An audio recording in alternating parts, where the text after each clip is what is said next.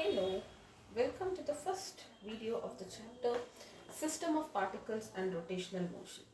Okay, so we will be talking about what is the meaning of system of particles and then what is rotational motion.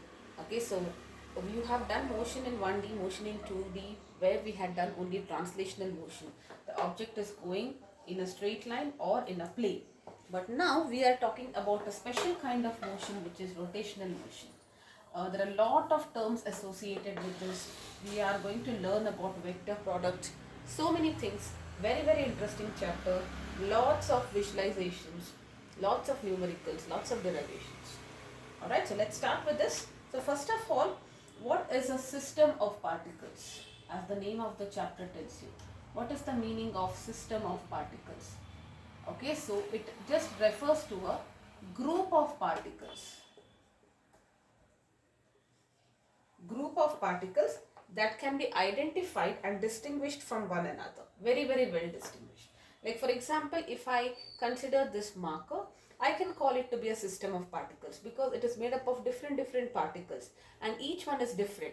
This particle is different from this particle is different from this particle. Correct? So that is what we call as a system of particles. Now, when we studied motion, we did motion 1D, 2D and Newton's laws also. Remember the types of questions that you had? Calculate the force on a car which is moving with this much acceleration and mass is so much and all that. Correct? So we kind of figured out that the car can be squeezed into a point mass and then we applied Newton's law without understanding actually what we are doing. Alright, because the car is a bulky object, right? So it is a system of particles. And whatever we had studied so far, 1D, 2D and all that was dealing with the particle motion. Correct? So the motion of a system as a whole can only be analyzed if you apply the law of mechanics. And to apply that, you need to understand something called as center of mass, which we are going to understand. That is one part of this chapter. We are going to begin this chapter with the concept of center of mass. Okay, so that for a point mass we can understand it has some mass and it is moving, just like how we did for gravitation, right? So similar to that you have it for any object which is made up of a system of particles. So how can you associate a system into a regular point mass using this concept called a center of mass? Okay, so thus by identifying the center of mass, it is quite important in order to understand the dynamics of a system, okay, which you will understand. Now, one of the kind of physical system is that of a rigid body. So, one special kind of body which can be considered as an example for system of particles is called as rigid body. Alright, so what is this rigid body means? If you have a body whose size and shape do not change when it is acted upon by a system of external forces. So you have a body, the body is acted upon by a number of external sources. Even after that, there is no change in the shape, no change in the size. Then we say it is rigid, like this chalk. Okay, I external force by which I don't mean like heating and all that. General forces, its size and shape remains the same. So we call that to be a rigid body. Now, what kind of motion a rigid body can have? A rigid body can have either a pure translational motion. What is the meaning of this pure translational motion? Pure is only one type of motion. Okay. So, like for example, let us say it can go in a straight line. Okay, but I'm just taking an inclined plane. Let us say there is a body. This is my rigid body. Okay, it is made up of different particles. Many particles, right? And let us say the object is sliding downwards. The angle of the inclination with respect to the horizontal is going to be theta. Okay, so you have an object which is sliding downwards. It is made up of, let us say this is particle 1 and this is particle 2. Now both the particles, when the object is moving in this direction, what will be the direction of the particles, velocity of the direction of the particles? They will also be moving in this direction only. So can I say if this pen is moving like this, all the particles of the pen will also move like this, or their velocity is in this direction? I can say that, right? So this is pure translation because it is only doing translational motion here. So how do you define pure translational motion? It's a kind of motion. Now you know the meaning of translational, but in terms of particles, let us write it. It is a kind of motion in which at any instant, okay, at any instant of time, all the particles, okay, all the particles will have the same velocity. Velocity when I consider speed and direction both. Correct? So they will all, if I say the speed of this object is 10 meter per second, all the particles in this will be moving with the same velocity, in the same speed, in the same direction. Correct? That is pure translational motion. Next you have something called as pure rotational motion. What is the meaning of pure rotational motion? There is no translation. There is only rotational motion. It is not going forward. It is just rotating about one axis like this. Do you see this? This is rotating about its axis. Your mixer is rotating about its axis. You spin a ball, it is rotating about some axis. So in this case, now if you can visualize this, okay. So let me just draw a diagram. So let me say this is the, these are the two axes, and let me say there is three dimensional. So let me talk about another axis. I can call it anything, but let me just write it this way. So I have three axes mutually perpendicular to each other. Let us say I have an object which is going in the circular direction. If I consider this to be the axis, the object is rotating around this axis. Alright. Now if I consider any particle here, like for example, there is a particle P1. Alright, so what will be it is rotating like this. Similarly, I have P2. It will also be rotating like this. Correct? So, how do you define pure rotational motion? This is a kind of motion in which every particle will be moving in a circular path. Okay, so this is point number 1. Every particle will move in a circular path. Do you agree with that? Okay, it may be a flat disc which is rotating, or it can be this entire cylinder which is rotating. Okay, so it can be a plane or it can be a tube, but all the particles are moving in circles. Do you see that? Every particle is moving along circle. Okay, now this circular path is in a plane perpendicular. This is in a plane perpendicular to the axis of rotation, and the center of this will be on the axis. Think about it. That's why I've drawn this figure. Okay. So forget about this object for now. Maybe you can consider some disc which is rotating like this, a bangle or something. Okay. It is rotating like this. Now this object is rotating like this. Don't worry about this. Consider like chapati or something spinning like this. Okay. Now what you see, the plane is this way, right? And what is the meaning of axis? Axis is that line around which the objects rotate. Okay, generally they are fixed, but let us come to the definition. So this is the axis, right? So around this line there are particles which are rotating. That is axis. Do you agree the axis and the plane, the plane is perpendicular to the axis? The plane which is made up of the particles, that is perpendicular to the axis.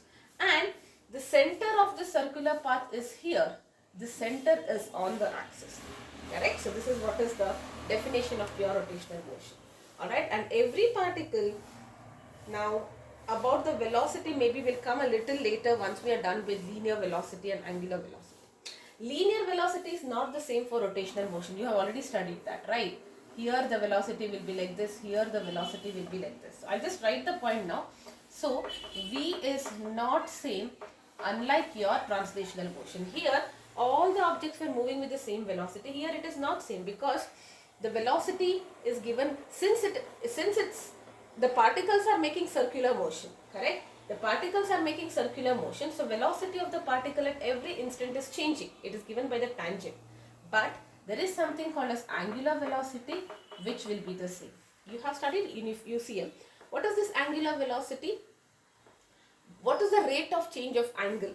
Okay, and you can see that whether the particle is here, here, here, here, it doesn't matter, right? Or anywhere. they will take the same time to complete one angle. So we say that whenever you have rotational motion, okay, I will tell this again when we do this derivation of V is equal to omega cross R. But for now, in a translational motion, all the particles will go with the same velocity, whereas for a rotational motion, all the particles are going in a circular path, and that circular path is a plane which is perpendicular to the axis of rotation. It is the axis around which the particles are rotating, and the center of that circle is also on the axis. Okay, now all the particles are in circular motion. They will not have the same linear velocity because the direction is changing, but they will have the same angular velocity because all the particles complete one circle in the same time. Alright, and angular velocity is the rate of change of angular displacement. By what angle, how much angle it is covering in 1 second, that is angular displacement. So what will be the examples of rotational motion? You can consider a ceiling fan, the rotation of a fan.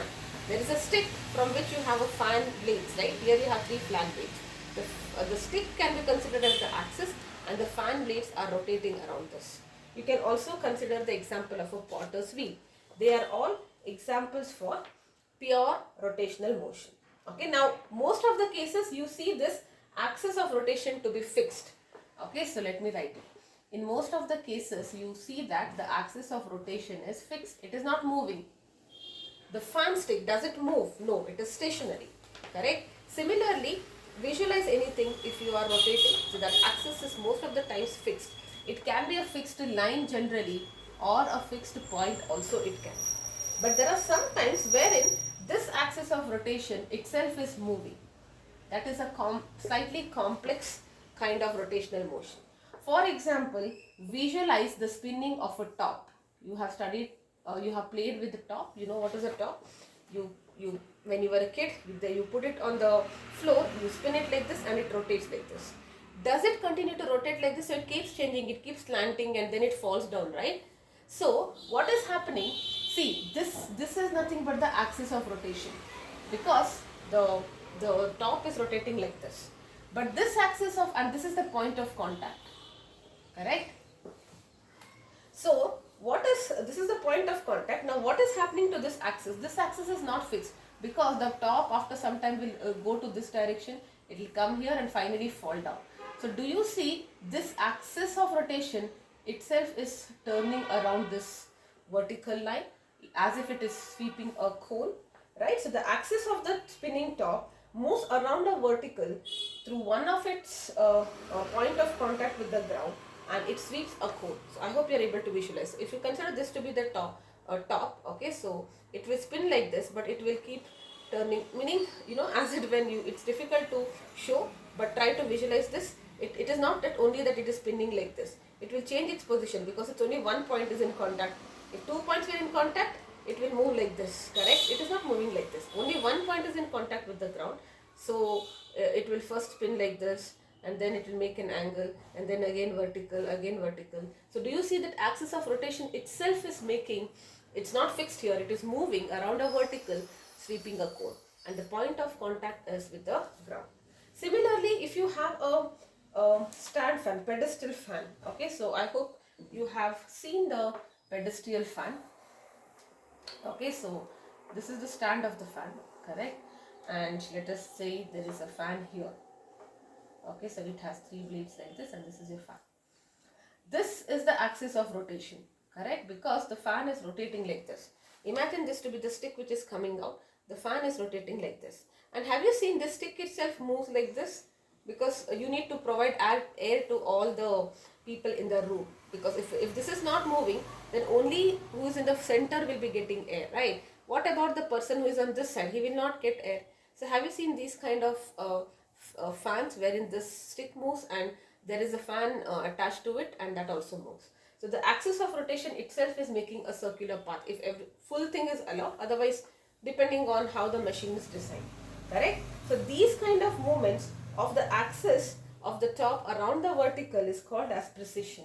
So there is a special word for it which is called as precession. What is the meaning of this? It's a special kind of movement where the axis is moving around a vertical. This axis, it's moving like this, like a cone. Okay, so that is what we call as precession. Okay, you have spinning top. Most of the times we see axis which is fixed. It can be a fixed line or a point, but there are cases like these two examples, spinning top and an oscillating fan, where the axis of rotation is not fixed but that is also moving. Alright, now if you want, let us write the definition of axis of rotation. Axis of rotation is that imaginary fixed line along which the body is fixed to rotate. Okay, so this is that imaginary fixed line. It can be a point also, around which the body can rotate. See, in the case of fan you can see that, but if I am spinning this, okay, this is also rotational motion, right? Okay, I should not move it, but pure rotational it will be like this. You have to imagine that the axis is through the center of this, right? And please remember, axis of rotation may or may not pass through the body. Very important. It may pass through the body. That means axis of rotation can even lie outside the body. It depends on the geometry of the body. Okay, now this is a little difficult to understand because we feel that axis of rotation is always inside the body. It need not be. Alright, so like for example, this vertical is outside the body, right? So the axis of rotation is still inside, but there are many such examples wherein the axis of rotation may not pass through the body. As and when we proceed with the chapter, you will understand. Alright, so we have done pure translational, pure rotational. Now the third kind of motion is called as rolling motion. And rolling motion is a combination of rotational and translational motion. That is what we call as rolling motion. This is the third kind of motion. Rolling motion is translational plus rotational motion. Both. Right? It's the kind of motion in which there is translation and rotation. So, different particles will have different velocities. Now, I'll just tell you this thing, the same inclined plane. Okay, let us say this is my inclined plane. Let me say there is a ball which is rolling. You know the meaning of rolling, right? Ball which is rolling and it is moving forward. So when it is rotating, there is rotation, and since it is moving forward, there is translation also. That is rolling. Okay. Now if you see the linear direction is like this, the ball has to come down. But if you are talking about individual particles, they will have different velocities at a different time interval, right? The reason is because when it is rotating, the direction changes, right? Forget about translation for now. Only rotation, when you are rotating, at every instant the velocity is changing. Correct? So different particles will have different velocities. But the center of mass, now we don't know what is center of mass, and that's the next topic. Okay? Center of mass is that point wherein the entire mass is concentrated. Okay, so for now you understand that, or for now maybe you understand that it is the center of this ball. Okay, that and the axis of rotation. So the center of mass as well as axis of rotation will move with the same velocity. What is the meaning of this? I hope you can visualize this. See, when it is moving, the center will continue to move in this direction only. The particles are direction is changing because their rotation, but center is moving in this direction only. And the axis, this is only the axis, right? The center is passing through the axis, so center and axis will move with the same velocity.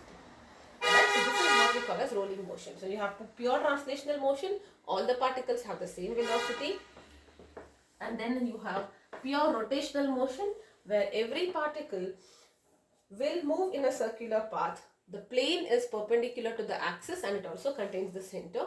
The axis is that line around which particles rotate. The axis may be fixed or it can be moving. Okay, and then you have rolling motion, which is the combination of translational plus rotational. So the particles as such do not have the same velocity, but the center of mass and the axis will move with the same velocity. And when I say velocity, in general, it means linear velocity. Alright, now let us define what is the center of mass. Very, very important and beautiful concept. So, center of mass of a system of particles is that point at which the entire mass, okay, the entire mass of the system appears to be concentrated, at which the entire mass of the system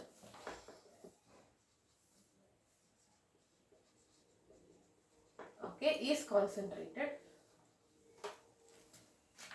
I should not say is concentrated because it's evenly distributed. So let us say appears to be concentrated.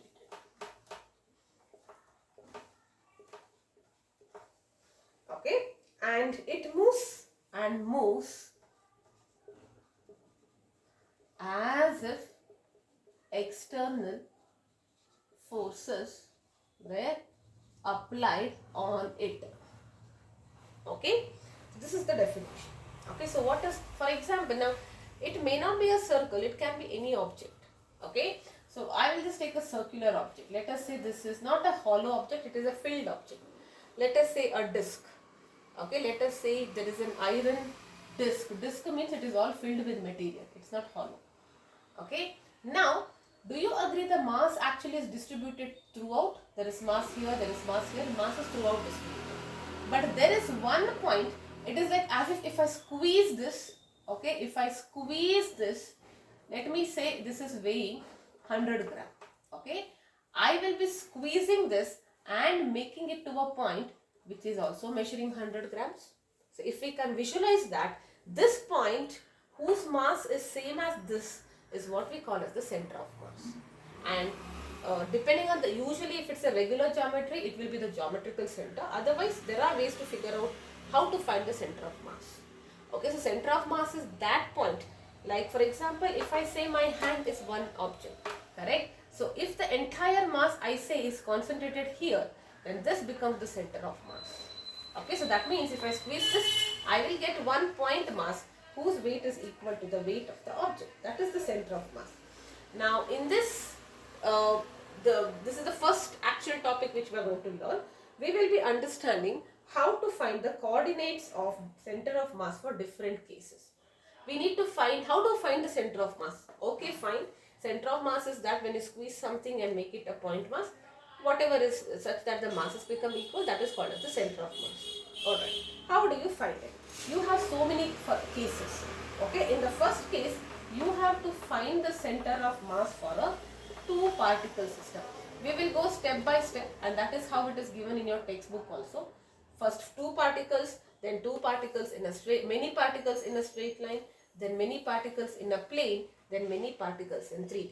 Slowly we will be building on concepts. Okay, so let's start with the two particle system. So if you have, let me say this is the y-axis and this is the x-axis, this is the origin. Okay, so let us say I have two particles here, m1 and m2. This is particle m1, both are point particles. Okay, we are starting with point masses. Let us say their distance from the origin is x1 and m2's distance is x2. Okay, and let me say somewhere here is the center of mass. I don't know.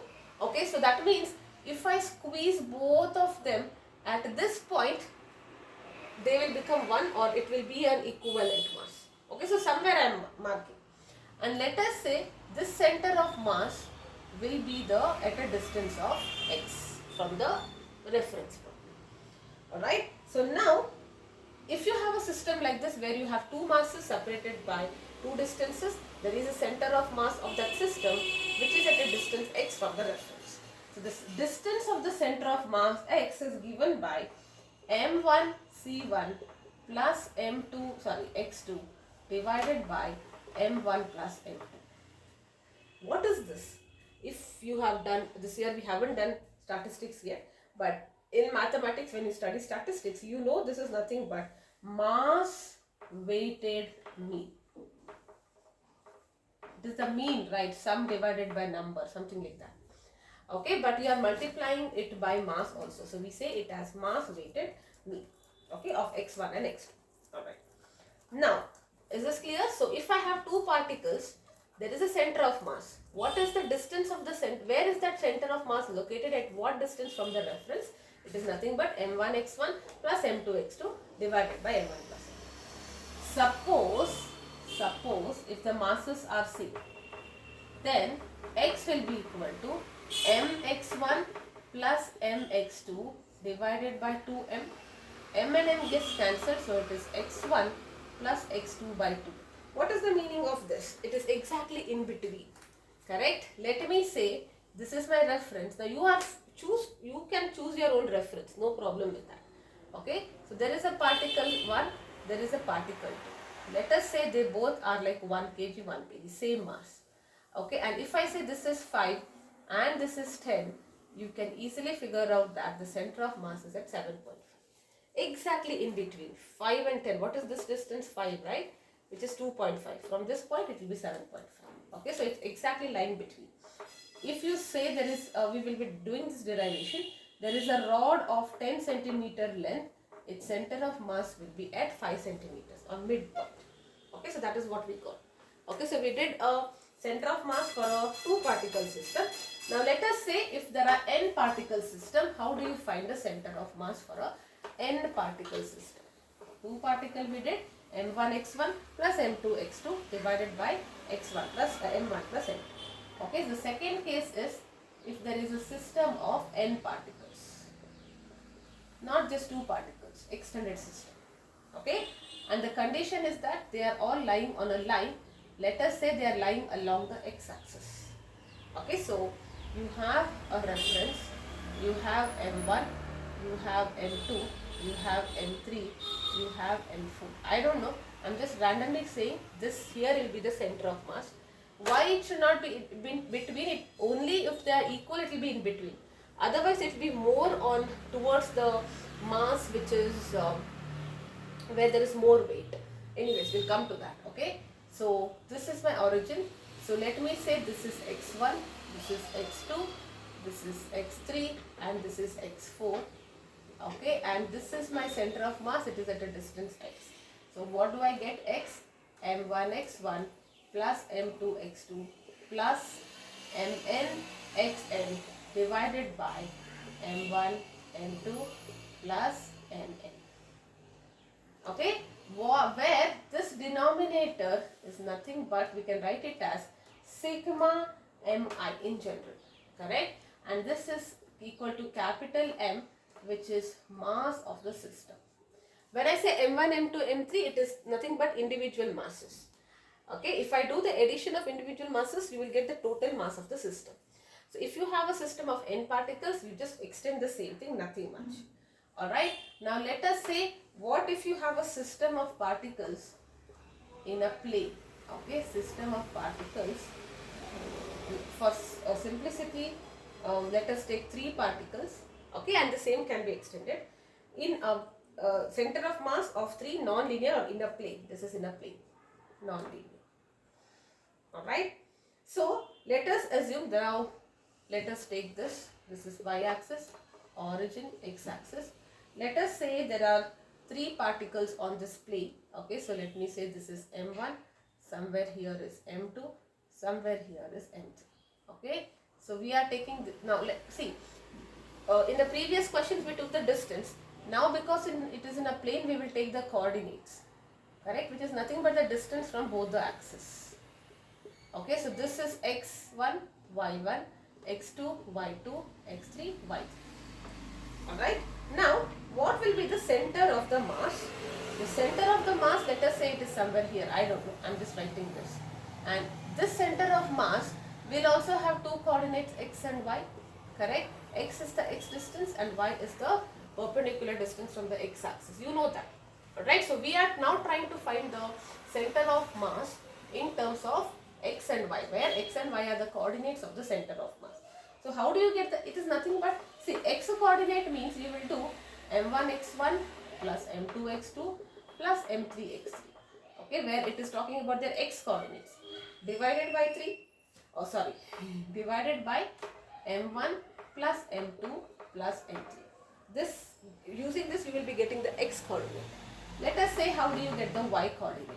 Okay, m1 y1 plus m2 y2 plus m3 y3 divided by m1 plus m2 plus m3. Alright, so this is what you will be getting. Again, if the particles are of the same mass, okay, then what will be your x? M and m get cancelled here, right? M, you will take 3m you will be getting. So you will just get it as x1 plus y1 plus x1 plus x2 plus x3 by 3. Yes. And y will be equal to y1 plus y2 plus y3 by 3. What is the meaning of this? When the masses are equal, the center of mass is nothing but on the centroid. Remember, in coordinate geometry you had done this last time. If you have a triangle, okay, centroid is nothing but the line joining the midpoint of all the medians. This is the centroid. So the centroid itself becomes the center of mass. Okay, so masses can be this is only possible when all the masses are equal. Okay, then the center of mass is nothing but the geometrical center, which is nothing but centroid of the triangle. Centroid is that point which is formed because of the joining of all the medians of a triangle. Right? Yes. Okay, so that's about center of particles. Now in 3D, let us try to do it. Okay, so we started from 1D, then we extended to a system of n particles. Now we did 2D. Let us now understand 3D. It's again an extension of that, right? So your questions might have 1D, 2D, 3D, doesn't matter. Alright, so next case is system of particles in a 3D space. Alright, so what it will be, you can say, now again the same thing. Okay, so you will have three planes here, y, x, and let us say there is one more plane z. You can name any of the axes as x, y, and z. Okay, so in maths you'll be learning 3D geometry. That time it will be clearer, but you can only remember that each one will have a coordinate in 3 dimension. Okay, so what is the meaning of 3 dimension? I'll tell you. If I consider like this, and the object is like this, somewhere here. Okay, let me say this is my object. What is its distance from the x-axis, like this, and what is its distance from the y-axis, which is like this, and z-axis, which is like this, coming towards you. Okay, so what it actually means is this coordinate is nothing but giving you, if I say this is 5, 6, 7, it tells you from the origin, along the horizontal direction or along the x-axis it went 5, y-axis it went 6, and then it is coming towards you. I cannot show that. Okay, along the z-axis it came 7. That's what it means. Alright, and wherever it stops, the coordinate of that is 5, 6, and 7. Okay, so similarly there is one more particle, x2, y2, z2, and there are so many particles. Let us say the centroid. The centroid is here. Okay, so let me write the coordinates of the centroid, x, y, and z.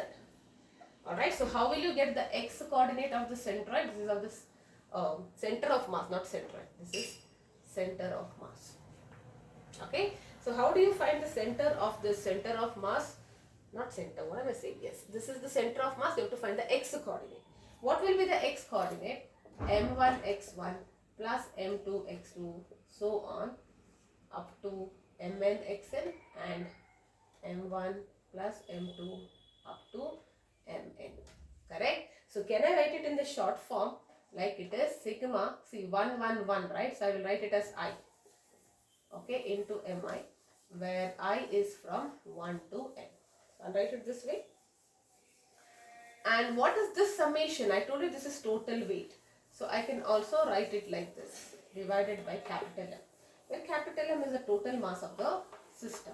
Similarly, I can write YC as M1 Y1 plus M2 Y2 and so on, Mn Yn divided by M1 plus M2 plus Mn.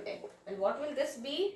Sigma Mi Yi divided by n, and your z coordinate of the center of mass will be sigma mi zi by n, where this m1 z1, m2 z2 and so on. Okay, now see, how will I know this is the x coordinate from the reference?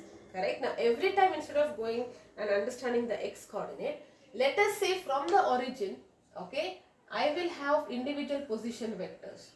Okay, so I will have vectors r1, r2, r3, position vectors. This is position vector r1, r2. Okay, I only have 2. Okay, 2 is here, sorry, yes.